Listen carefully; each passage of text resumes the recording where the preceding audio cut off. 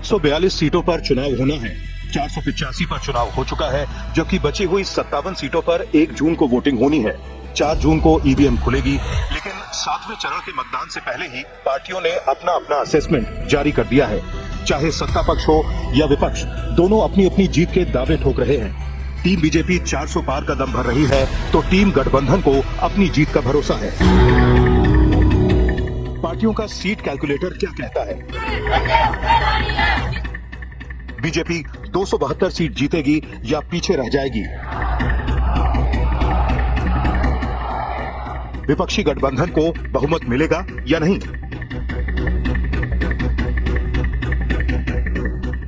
सीटों के गुणागणित का हिसाब किताब समझिए। यहां आपको समझाना है कि सरकार बनाने के लिए बहुमत का आंकड़ा 272 है, यानी फिनिशिंग लाइन 272 सीट है। लेकिन बीजेपी फिनिशिंग लाइन के कितने करीब या दूर है, आज सबसे बड़ा सवाल यही है।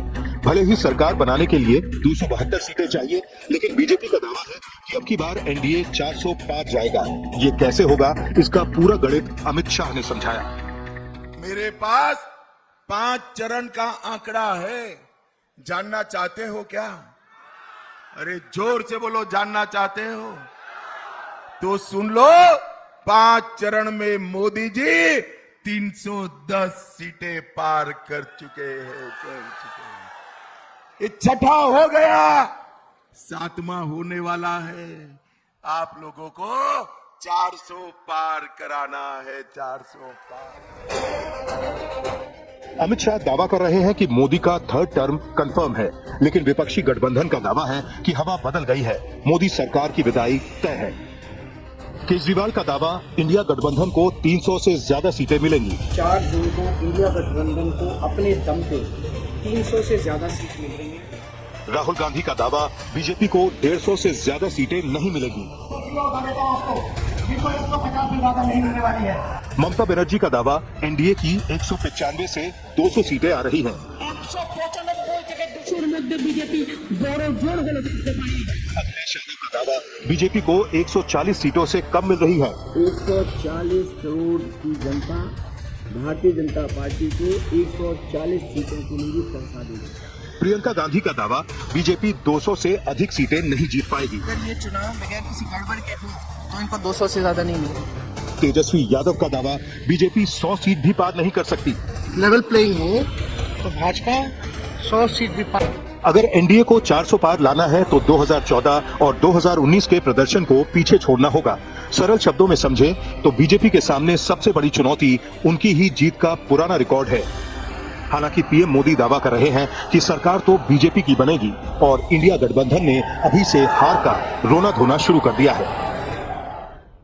5 चरणों में ही इंडी जमात का ढोल फट गया है और आपने देखा होगा, तीसरे चरण के बाद इन्होंने रोना धोना शुरू कर दिया। इलेक्शन कमीशन आंकड़े क्यों नहीं देता है, उधर ईवीएम बंद हो गया। ग्राउंड बनाना शुरू कर दिया है कि पराजय का ठीकरा किसके सर पर फोड़ा जाए। जीत के दावे दोनों तरफ से हैं। पीएम मोदी तीसरे टर्म की सरकार को लेकर विश्वास से भरे हुए नजर आते हैं और इंडिया गठबंधन पर ताबड़तोड़ प्रहार कर रहे हैं। कांग्रेस और इंडी गठबंधन स्वार्थी है, अवसरवादी है। ये लोग 3 चीजें आपको कॉमन मिलेगी इनमें। एक, ये गौर सांप्रदायिक है। दूसरा, गौर जातिवादी है। और तीसरा, गौर परिवारवादी है। दावे अपनी जगह हैं, लेकिन आज सवाल यही है, किसका नंबर सही निकलेगा, एनडीए का या इंडिया गठबंधन का? अब आपको बताते हैं कि अगर मोदी को 400 पार का टारगेट पूरा करना है तो 2014 और 2019 से बेहतर परफॉर्मेंस और स्ट्राइक रेट चाहिए। 2014 में एनडीए को 336, यूपीए को 60 और अन्य को 147 सीटें मिली। 2019 में एनडीए को 352, यूपीए को 94 और अन्य को 97 सीटें मिली। अगर 2024 में एनडीए को 400 पार का लक्ष्य हासिल करना है तो उसे 73.52% की स्ट्राइक रेट से जीत हासिल करनी होगी। पीएम मोदी कहते हैं कि 400 के आसपास तो तब भी थे। वो इस चुनाव में 400 पार की बात क्यों कर रहे हैं, वो इसका मतलब भी समझाते हैं। गांधी भी कह रहे हैं कि मोदी को पता है कि जनता ने उनकी हार की पटकथा लिख दी है। 4 जून का रिजल्ट सबको चौंका देगा। बड़े बड़े निर्णय लेते हो, ये आप कैसे लेते हो? तो नरेंद्र मोदी जी का जवाब आता है, पहले सोचते हैं थोड़ी देर, ऐसे सोचते हैं, थोड़ा टाइम लगता है, और फिर कहते हैं ये जो निर्णय होते हैं इनको मैं नहीं लेता,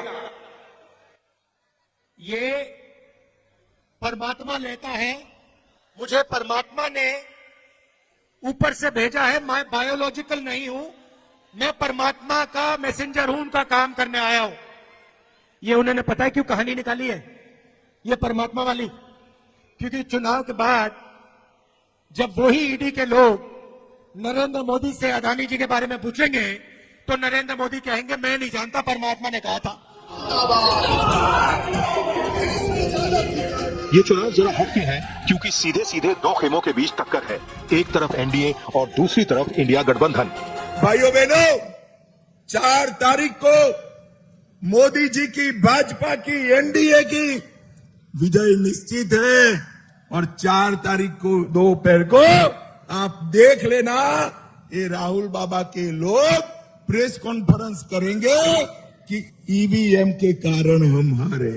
जब आत्मविश्वास लड़खड़ाता है तो जवान भी लड़खड़ा जाती है और कहीं न कहीं उनके कॉन्फिडेंस में कमी आ रही है और उसका परिणाम ये है कि इस तरह की भाषा इस्तेमाल हो रही है।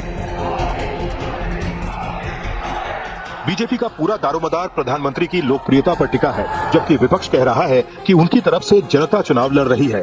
करीब 90% वोट ईवीएम में कैद हो चुके हैं। अब चर्चाओं का जोर है, आखिर सरकार किसकी बन रही है, किसको कितनी सीटें मिल रही हैं। इसके प्रायोजक हैं एडवांस कंप्यूटर, निकट इंडियन बैंक, बूढ़नपुर, आजमगढ़। यदि आप अपनी बच्चे को कंप्यूटर की उत्तम शिक्षा देना चाहते हैं तो तुरंत संपर्क करें।